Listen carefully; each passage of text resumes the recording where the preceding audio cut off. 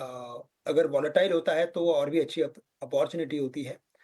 But specifically जब ऐसे events होते हैं कि जो काफ़ी अनसर्टेन है, हेवीली अनसर्टेन है, वहाँ पे या तो आपको एक पोजिशनल कॉल लेना पड़ता है विद सर्टेन स्टॉप लॉस, और अगर वो स्टॉप लॉस कल गैप डाउन में भी अगर हो रहा है तो पहले बेचना पड़ता है।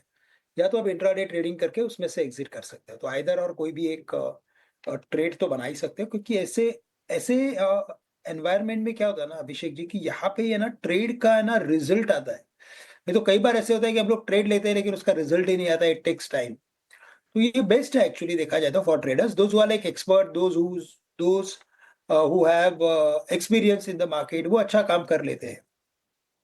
और ऐसे ही कॉन्टेक्स्ट में अगर मैं देखूँ तो मुझे लगता है कि यहाँ पे जो एक पोजिशनल बेसिस पे मुझे एक शॉर्ट समझ में आ रहा है वो है भारती एयरटेल, जो 1675 1670 के करीब ट्रेड कर रहा है।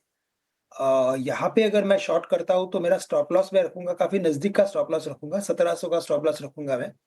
और मुझे लगता है कि अगर मार्केट में जैसे कि गिरावट है, तो ये स्टॉक इंडेक्स हेवीवेट भी है, साथ ही साथ इसमें एक डबल टॉप या लोअर हाई जैसा फॉर्मेशन बना है। तो ये स्टॉक इवेंचुअली एक बार ₹1600 1605 तक आ सकता है। तो इसमें एक ट्रेड लिया जा सकता है विद अ स्टॉप लॉस, जैसे आपने कहा कि टाइट स्टॉप लॉस 1700 का रखना पड़ेगा।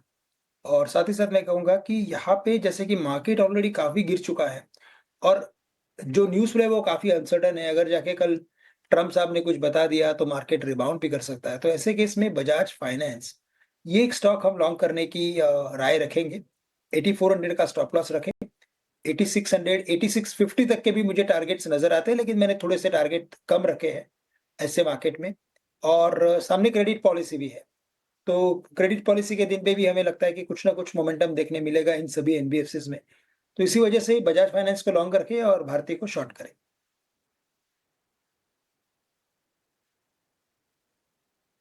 फाइनेंस को लॉन्ग, कॉन्ट्रा बाय यहाँ पे है, स्टॉप लॉस का इसमें